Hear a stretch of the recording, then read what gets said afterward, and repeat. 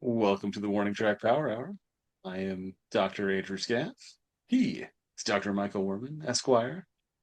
On today's show, we'll talk eventually a little bit about the upcoming Academy Awards, something we always talk about on sports shows.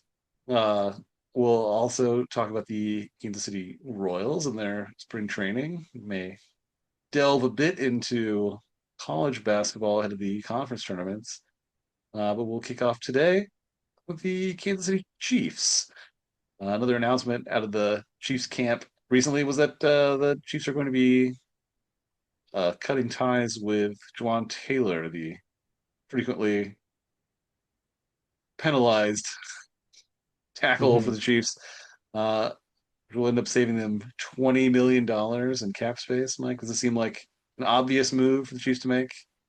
It seems like a move that everybody had called from the end of the season, or even a couple years ago. Even they could foresee this happening for Taylor. That his cap number would be so large, and it would be save a lot of money in the 2026 season to cut him. So I Yeah, think even if Taylor weren't as penalized as he is, he still might have been a cap casualty. He's a good right tackle. He's but pretty good at pass blocking. He was the most penalized player. It wasn't like holding penalties usually. It was usually false starts or lining up in the wrong illegal formation penalties. So he right, wasn't he wasn't bad at what he did, but I think he was highly after that one game. Maybe it was against Detroit, I think. He was very highly scrutinized, I think, by hmm officials, maybe more than any other player. He didn't seem to, he's because they always caught him back jumping a little bit early to false start or lining up a little bit too far back. But that right, would they it seems like they've targeted him as a trouble as a potential troublemaker on the yeah. line. And there were Um, people on other teams that were doing similar things that yeah, didn't you see seem to that too. get penalized as often Not as often as Taylor as did. But Taylor. But Taylor, yeah, he was a solid player for a few years. Um, yeah, probably um, he'll be replaced by either a new draft pick or somebody that's uh, on the uh, line already. Maybe Wanya Morris or was this the guy they got last year? Um, well, I Jalen mean, Jalen Moore probably will probably be the right tackle at this point. they Uh, seem to do okay with it because he missed like part of a couple of games at the end of the season, didn't he? mhm. And seemed like they didn't Yeah. struggle Well, when horribly both tackles without were him. out, they were Yeah, out their two tackles and out their two backup tackles, so they're down to tackles 5 and 6. It was Esapole and True Godric were the uh, players, so it was they were yeah. real struggling. So it seems like the Chiefs have players that can fill in, or they could fill it in the draft. Probably, I'm not sure what they'll end up doing. They'll Yeah, I probably wonder how much that the end of that season where it didn't seem like there was that steep of a drop off to the backups that the like you said, couple of strings deep backups, so they still seem to play well enough yeah. anyway, right? So maybe that gave them the confidence, the organization the confidence that they didn't have to keep Taylor. Yeah, it seems like that was a guy they were going to get rid of at one point anyway, but maybe that added extra confidence that they'd be okay. I guess they could also re-sign him to a cheaper deal down the road, but I don't know if Yeah. they'll do that or not. But he was a solid player for the Chiefs. Other Chiefs news, we talked a little bit. I don't know if we talked about this, but Trent McDuffie's up for a big contract. Some people think he might get traded. Uh, Mm, Especially because he's going to be expensive. The Chiefs don't have a lot of cap money as is, so maybe um, he would get traded before the draft for possibly a first round pick or package of picks. But we'll see what happens with McDuffie. or existing players as well. Yeah, yeah. I've But seen that there was talk that maybe if who the Chiefs want in the draft isn't available at their slot that they could trade back mhm. too. Do you think that's I something saw you're that too. expecting to see like at this point in this I don't know if in the it's. I think speculation about the draft? I think probably they'll keep their pick. I could see them trading back, but it's probably only if, certain players. I guess it seems like they're looking for a defensive end or pass rusher, or I think they might be able to use a running back. Jeremiah Love seems to be the number one prospect overall. He might really be a sort of a Saquon Barkley type back. Hmm. He can kind of do it all. Um, there's also a couple wide receivers maybe the Chiefs might be looking at now, especially since Xavier Worthy hasn't really panned out, and Rashee Rice, who knows what his availability is going to be. He might They might need an additional receiver, but I could see them go for running back, or maybe they'll wait to round 2 or 3 for a running back, but or though I guess they could go for a free agent. But it seems like they're going to try to get a more, I guess, sort of blue chip type of running back that they've had lately, which Yeah, is by committee and using Kareem Hunt, kind of a right. short in Pacheco, who was a seventh round draft pick originally. It seems like they might go for somebody that was a little more like the young Kareem Hunt when the Chiefs were really their offense was thriving when before Hunt's unfortunate incidents came to light, when Mahomes and was lighting up the system with 50 touchdowns in one season. So Right. um, 2018 season. So maybe they'll go back to that kind of offense. Again, another Eric Bieniemy uh, led offensive team. So maybe that's what they'll go back to. I hope. You can always hope that that'll be the case, but That's um, certainly what we're hoping for, and I assume the Chiefs are hoping for too, with yeah. with bringing the enemy back. Mhm. Yeah. But we'll see what happens. Um, the should we want to move on to talk about I guess we talk anything else in the NFL that we're interested in? The NFL Combine going on now. Have you been following that? Um, Um, Watching the no, 40-yard no, dash times or the interviews with the players or anything like that? no. I have No. not looked at any hand size measurements No. or they've done away with the Shuttle Wonderlic drill too, right? times. You haven't brought your own stopwatch out and I did clocked not. the players? Oh, okay. Maybe I should have, but I did not. No, we'll see. This is the draft will be in another 6 weeks or 7 weeks. It's usually late April, isn't it? When the draft is. Yeah, yeah, somewhere in there. It will be April 23rd in Pittsburgh. Nice. Will you go then? You're not that far from Pittsburgh. Not that far, maybe. Probably not, but who knows? I didn't. Did you go to the one in Kansas City? I did not. So you have to leave town. You have to go to a different town. I could have stayed here. I did not Yeah. go. Yeah, No, Kansas City was a couple years ago, no. 2022 maybe, something like Yeah. that. Yeah. Um, but yeah, we'll see what happens with the Chiefs. How will they end up picking ninth overall right now as it is, and then they may acquire more picks somehow, either trading back or they could trade up even if they see a good person that they like, or they could Well, trade players for picks, maybe possibly McDuffie or some other players. Yeah, you never know what's going to happen until it happens. But yeah. I think I like watching the draft. Um, you For never like to know. watch to see what happens with your own team though, right? Not do Yeah, it's kind of yeah. I like to see my own team more than the other yeah. teams, but you never know who's going to be good and who's not going to be good. It's a crapshoot. Yeah. Um, we were trying to make a study of the draft at one point. I remember we still have a lot of notes from the Oh yeah. 2017 draft, the Mahomes draft, and trying to match up how well teams did compared to just what listening to Mel Kiper or Todd McShay or one of those pundits, what just drafting the best player available to them, how that would have gone versus Um, just doing their own drafting, and how well would teams do. We talked about baseball as well. How well would a copy of Baseball America uh, do against a scouting department?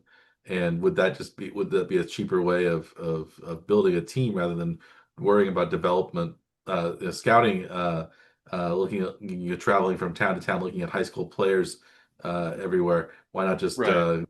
use freely available resources and just see how it goes. Maybe that might be a topic of conversation for some teams. I don't know if they've done it or not, Oh.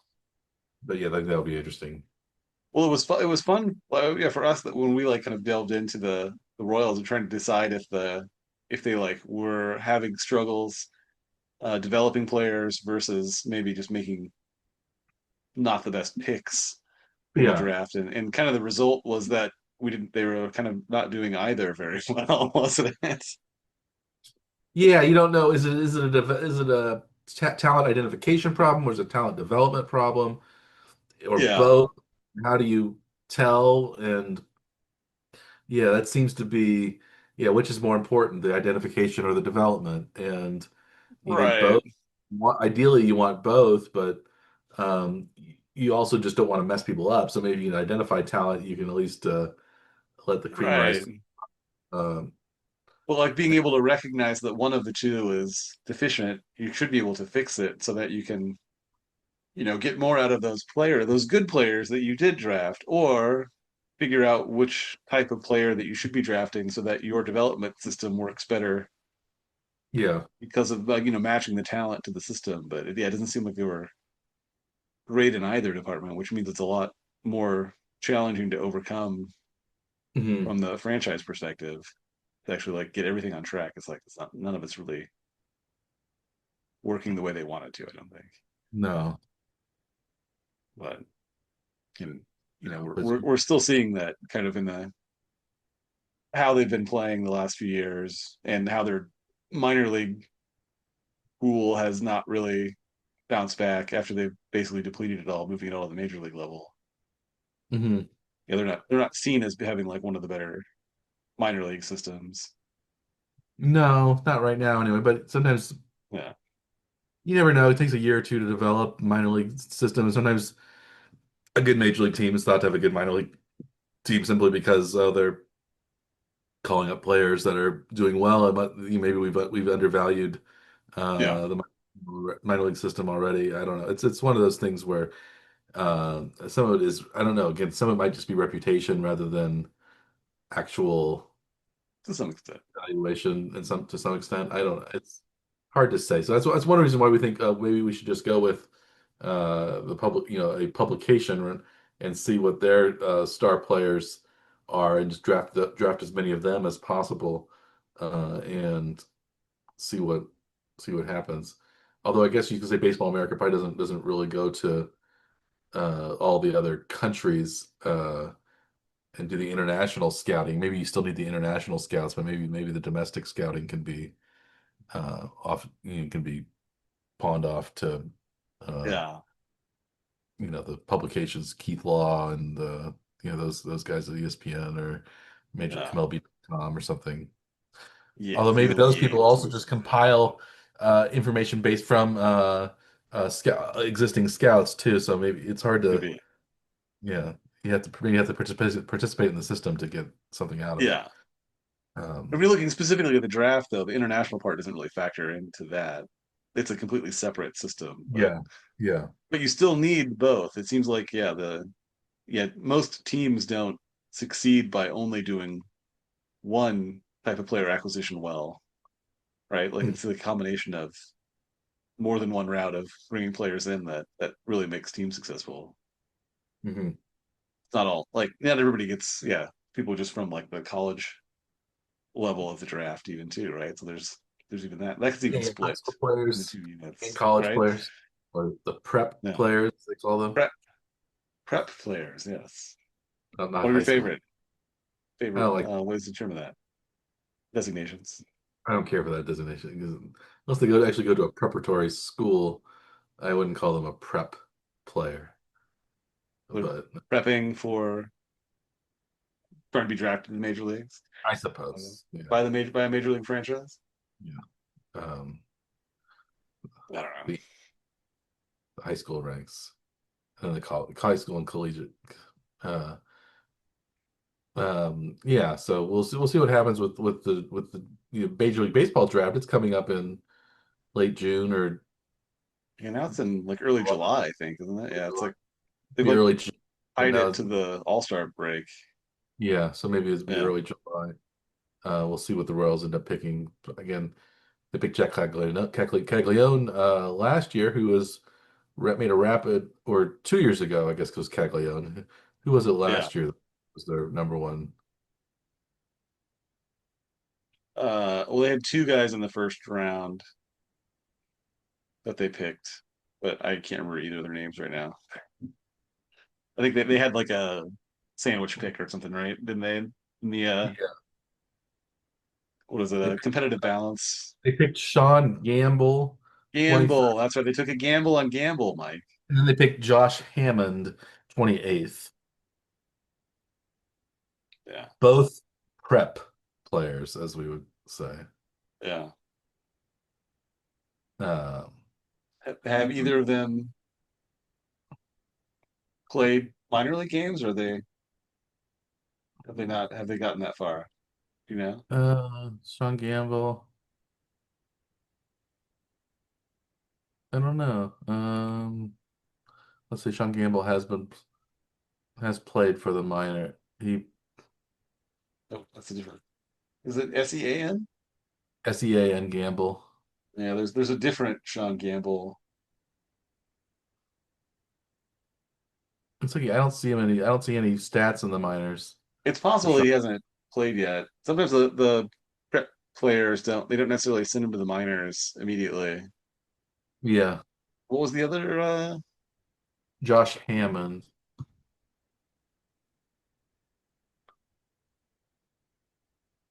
28. Josh Hammond? Prospect promotion incentive pick from Leslie and Christian Academy. He has not played yet.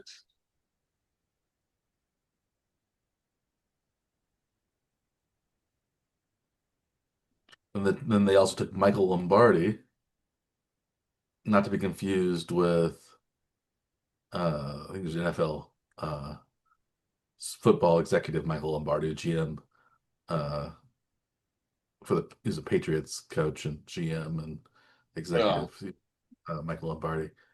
There's a couple actors and stuff. So but yeah, Michael Lombardi, baseball pitcher. yeah. Um,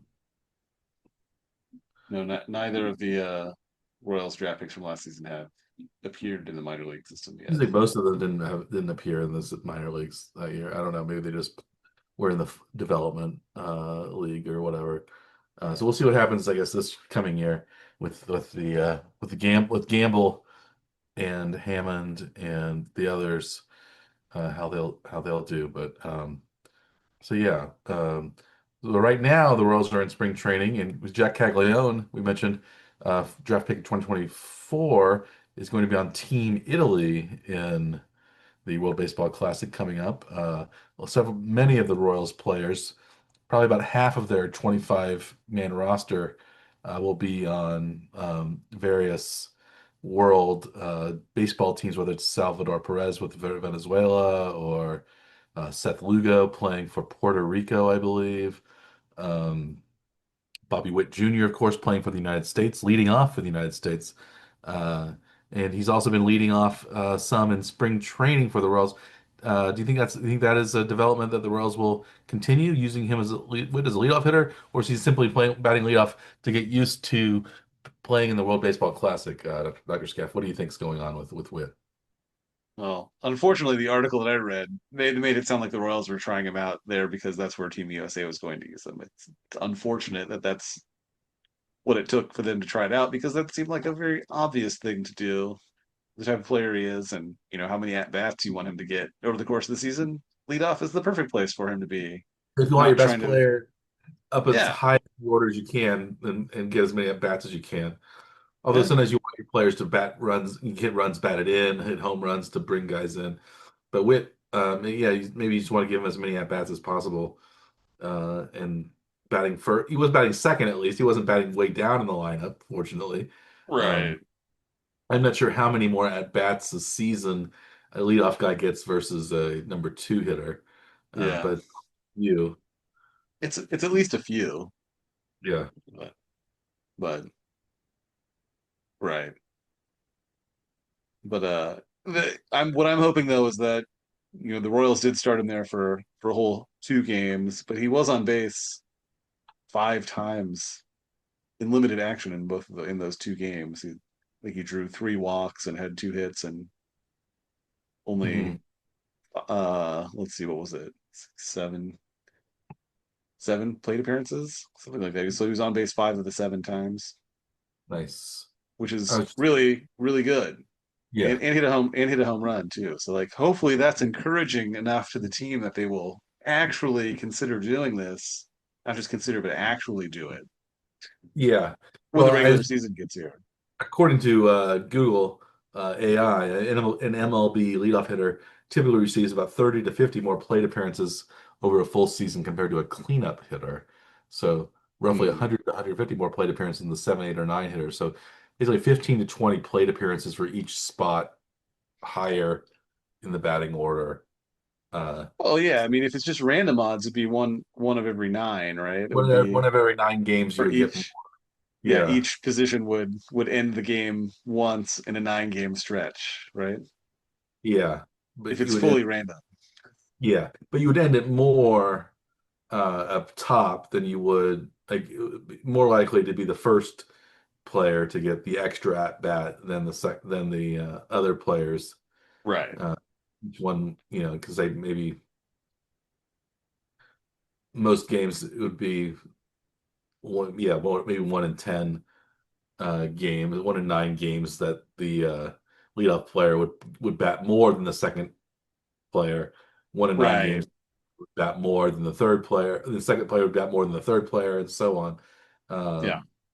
So yeah. Yes, it adds up, right, over the course of the season because it's a Yeah. long season with lots of games. Mhm. So it's going to be a significant number of extra plate appearances. Yeah, well, it is nice to get. You want to get with those plate appearances. You also want to get them plate appearances when maybe there'll be runners on base that he could hit in.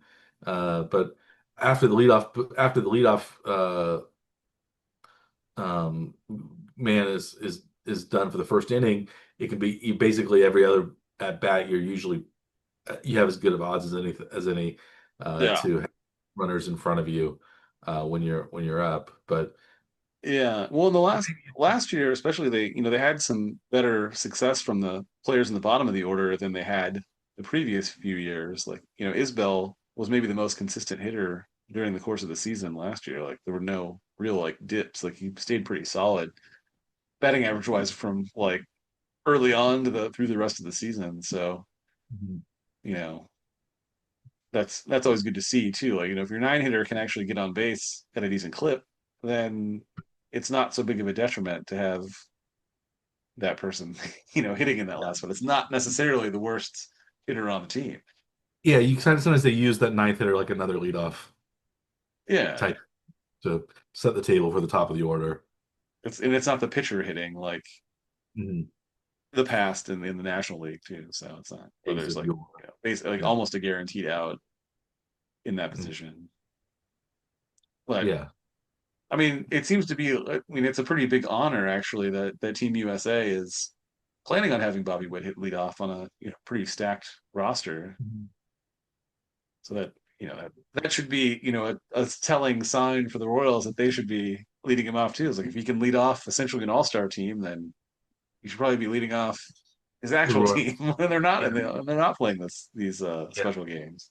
Although you could say maybe he fits more of a leadoff. He's more of a run producer on a Royals team than he is on a World Baseball Classic. He's not the home. He's a home run hitter, but he's not like a Aaron Judge type of You home can run hit hitter. you can hit home runs from the leadoff position. True. It's not True. precluded.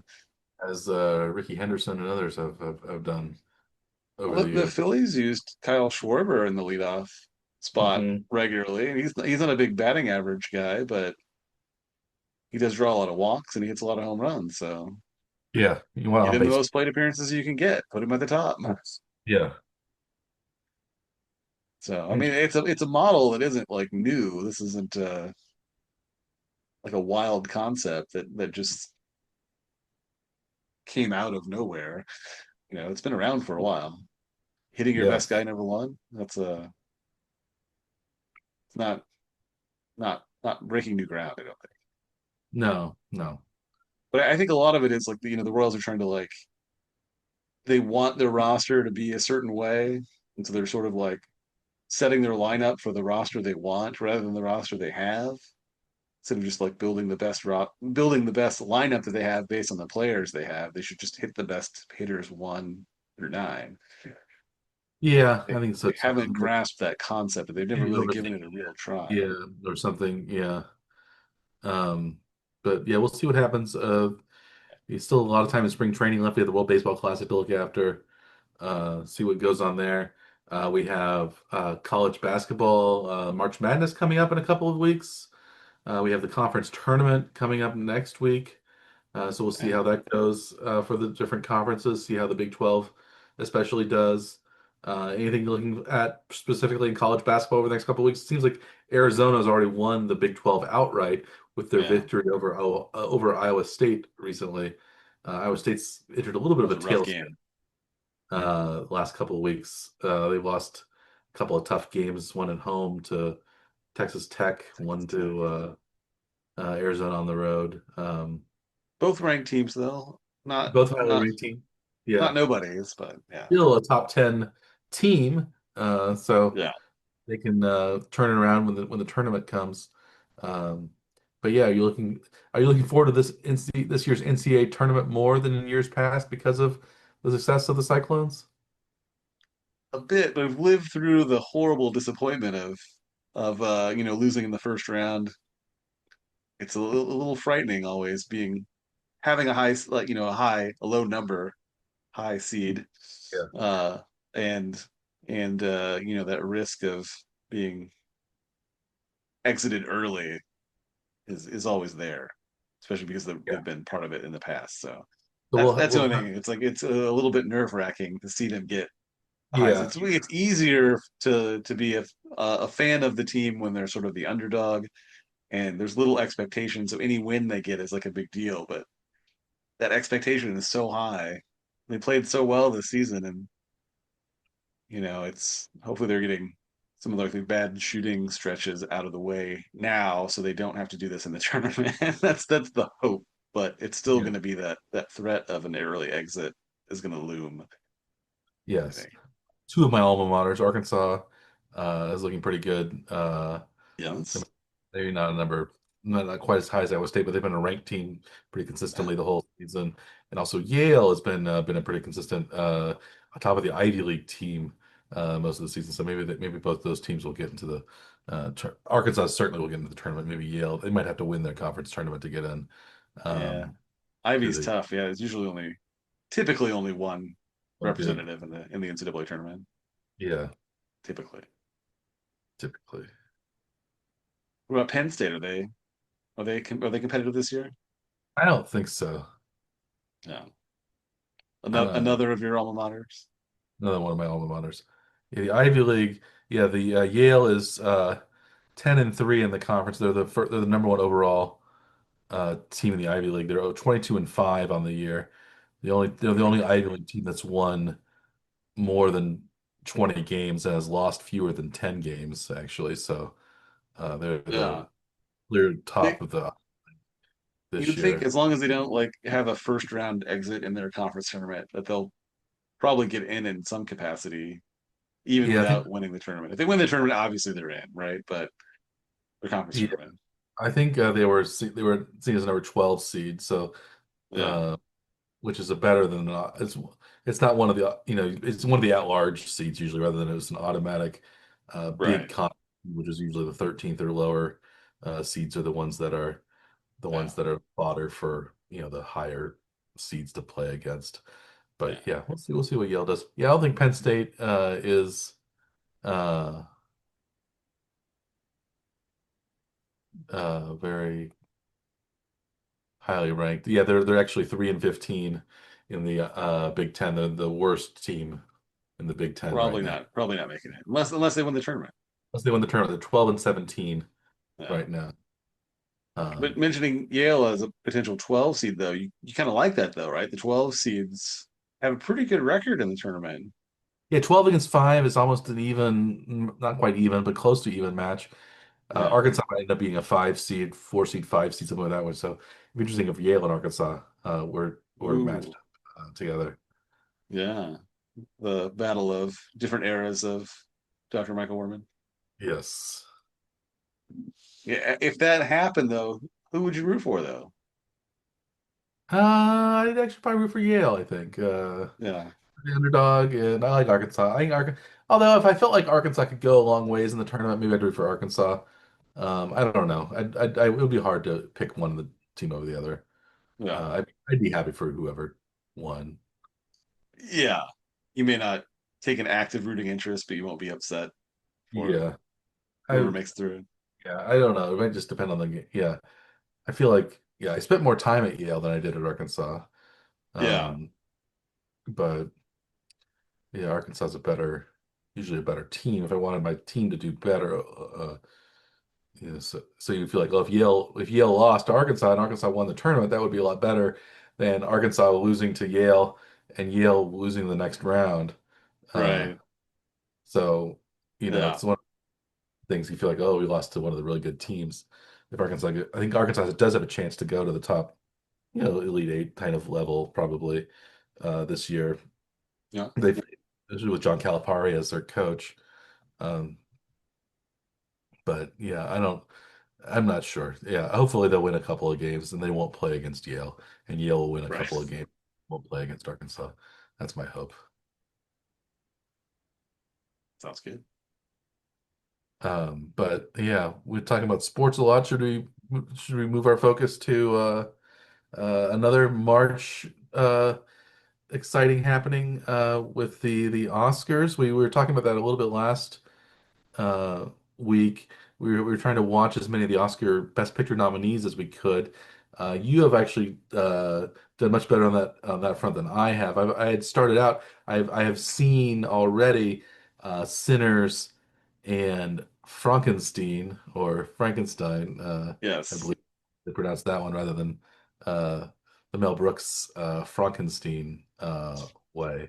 But both of those I thought were pretty good movies. I don't know if either one is a Best Picture caliber movie, but you've seen a couple of the other Best Picture nominees recently. You saw which would you see? F1, F1 the Ham, movie. Yes. Hamnet, and Hamnet. I And can't Marty Supreme was the third Marty one. Supreme, the third one. Yeah, which of those movies did you like? And you think any of those have a chance to win any awards come Oscar Sunday? So I mean, I would say like of the movies, like if you're looking for like watchability, F1 is probably the most fun movie to watch. Like Hamnet was probably the best film of the group of those three that I had seen at least anyway. But Uh-huh. yeah, but after watching Hamnet though, it's all I would say almost as sure that Jessie Buckley wins Best Actress. She was phenomenal in that movie. So I'd be shocked if someone else wins. And I think you ended up finding out that the betting odds agreed with me. Is that right? Yes, yes. Jessie Buckley is basically the overwhelming favorite to win Best Actress. I think she's 1 to 40 odds. So at That's crazy. minus four, what does that be? Minus 4,000 Yeah, to $100. Um, yeah. so if Really, you she want, was really good in that role. Like yeah, it seems, it seemed obvious that she will be a top contender. I have not seen the other roles yet though, but just having seen her in that was like she was very good. So I'd be a little surprised if somebody else was better in a role than she was in that role. That'd be my somewhat informed guess. Somewhat somewhat. partially informed, but yeah. we still have a few more movies to watch though. I think so. We've got about half of the field covered now between us. Yes. We're at 5 of the 10. Yeah, I began watching Train Dreams. Train But Dreams. I didn't end up finishing it. It seems very, very pretty movie, but also it's very Yeah. depressing.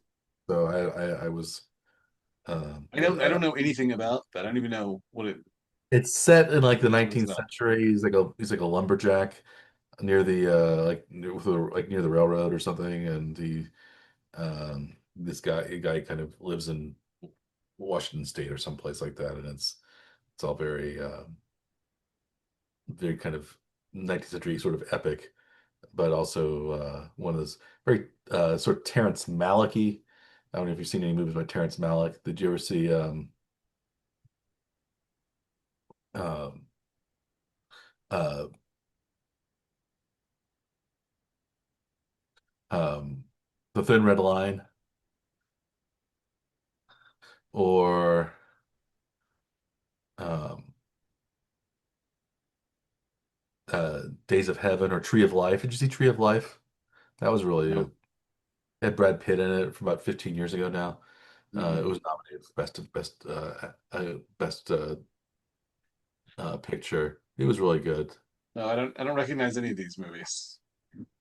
Tree of Life No, was I don't. yeah, had Brad Pitt and Sean Penn were both in it. Jessica Chastain was Okay. in it. But Wow. it That like doesn't sound good. started out like with the Big Bang actually. Then it like went through this like era of like the dinosaurs and like you saw like the first like act of mercy was some dinosaur that didn't kill this other dinosaur for Hmm. some reason. Then it went into like the 1950s Texas, and it was really an interesting, beautiful movie.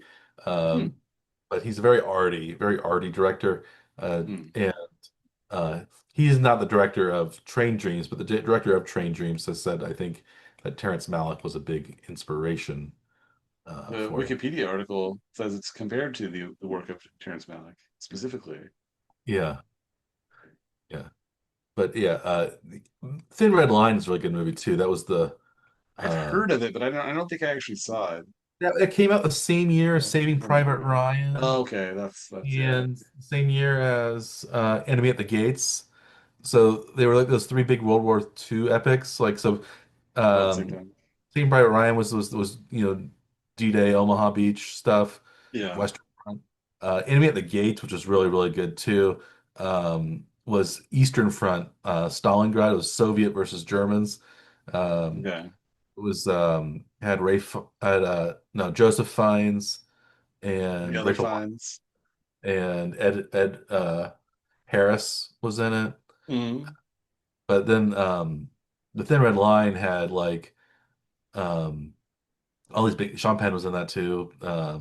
Jim Caviezel was the main guy, but it was Mm. the War in the Pacific, uh, and had really Well, so there wasn't even any overlap in which theater. no, These no, movies all came in the same year, but were all in different portions of World War II. yeah, yeah, they're all from like 1998.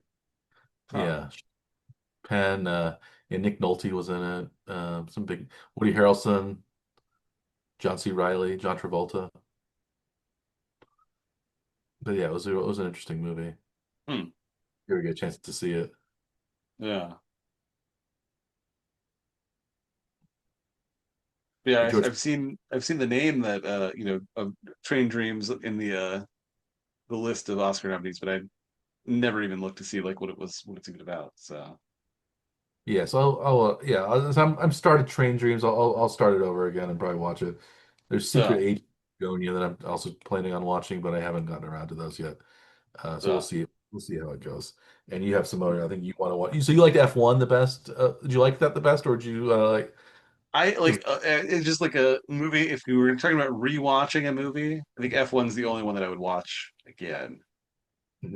But that's because I don't tend to watch movies a lot, like multiple times anymore. I did when I was a kid, but I don't really watch movies again as an adult, though. Do you watch movies like rewatch Well, stuff?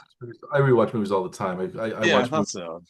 I watch movies to fall asleep to usually. So I'll watch the same movie. I'll watch Yeah, Sideways or.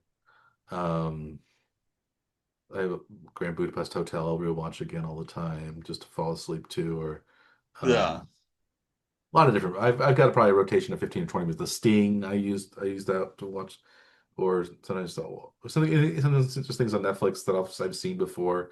I'll just put it Yeah. on, just doze off while I know what's going on. So it helps me sleep. I used to do that more than I don't do that at all now. Like, but rewatching movies at least. I watch a lot of television, but I don't watch Mhm. this episodes like I've already seen before Uh, again, typically. So it's all I usually try you to like to watch watch new, new stuff all your the time. brain's, yeah. I watch old stuff more and more. Yeah. I think it's probably a sign of my depression and um, just general any need for comfort, Yeah. and Yeah. helps me rest. So Yeah. uh, Maybe put your mind at ease a bit, like yeah, just it helps you feel safe. familiar. That's why little kids watch the same movie over and over again because they know it's going to happen, and they know Yeah. how they know how it goes, and There's no surprise. no It's surprises. nothing too scary. Yeah, So what do you have left on your movies to It- watch those? it's a Begonia, Train Dreams, and Secret Agent are the three that I was going to watch for Okay. sure, And so and then that I might. means I still have One Battle After Another and Sentimental Value are my two remaining. Okay. One of which is the Scandinavian subtitled Hmm. movie, Sentimental Value. I think Secret Agent is Portuguese. Oh, is it? Yeah. Oh yeah, that has that Brazilian. Wagner Moura, I think, right? Is the lead. I've seen him in something else not that long ago. Yeah. But yeah, it's not going to be in English either, is it? Yes, we each have one foreign film Yeah. to watch with subtitles, I guess. Unless you're going to learn Portuguese between now and then, unless you already know Portuguese, I guess. I can probably pick up a little bit of it, but not very much of it. Uh, but we'll see. We'll see what happens with that. Yeah, Yeah, so we got that to look forward to. So hopefully by next week, I'll have watched at least one or two of those movies. But so I think yeah, we have. we'll. Is it 2 weeks before the Uh, Academy Awards? A week and a half? It's at least one more week, right? they will be March 15th, so 12 days from this airing. Okay. So So we yeah, have we'll. we need to have our final picks in bef- after our next show or on our next show, Yeah. I guess, right? Yes. If we want to do them on air, we'll have to make our official picks next week. Yes. Unless we do them off air. I don't know if we'll probably do them off air. I don't think anybody wants I to think hear all that's of our. fine. Yeah. We can hold We'll make ourselves accountable, Yeah, not on video, not on video. No, we'll see. We'll technically. see. Yeah, that way if we don't see everything, we won't we can still make a guess, but we don't have to. Yeah. We won't go down. We won't go all the way down to the best live action short, or I think maybe I just don't think best we're pick, doing that. best director, best actor, best actress. Yeah. Those four. We will have seen four of the five best actor nominees by watching these between us. So hopefully we can make a reasonable guess as to who might win that category too, though. Yeah, three out of the five best actress. I want to see Song Sung Blue as well. That's on Peacock. Yeah. We don't watch that. Oh, that's the Neil Diamond cover band one. yeah, not actually Neil Diamond, right? But Neil Diamond cover kind of yeah, with like performer performing couple. yes, yeah, Yeah, with Hugh Jackman and Kate Hudson. yeah. We will have seen all of the best supporting actor Hmm. nominees.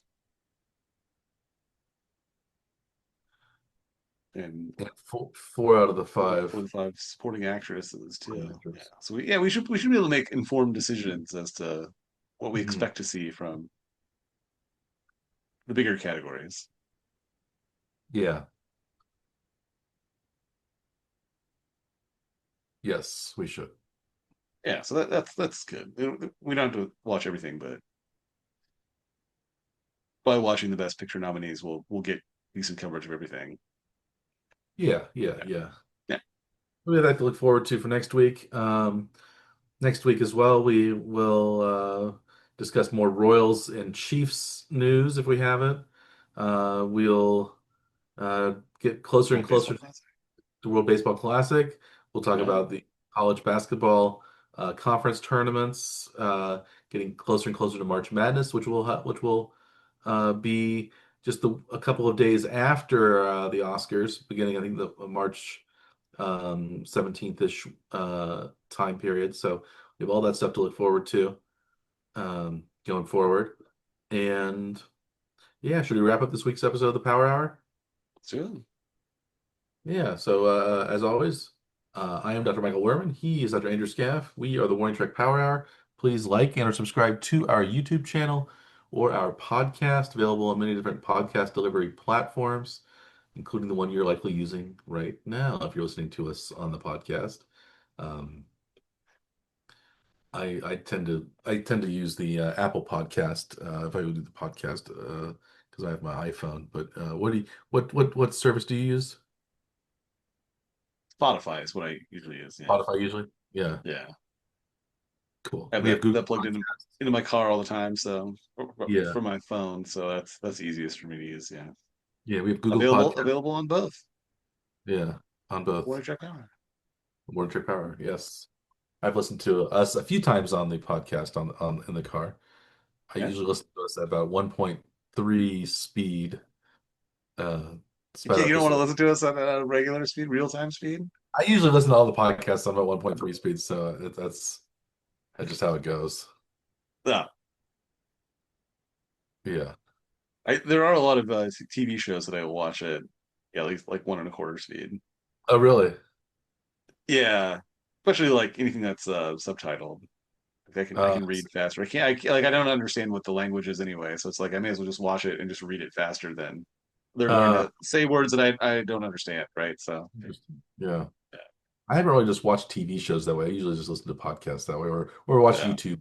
I watch YouTube things at 1.5 speed sometimes if I watch yeah, sports highlights or clips or like of ESPN shows or something like that. I'll listen to 1.5.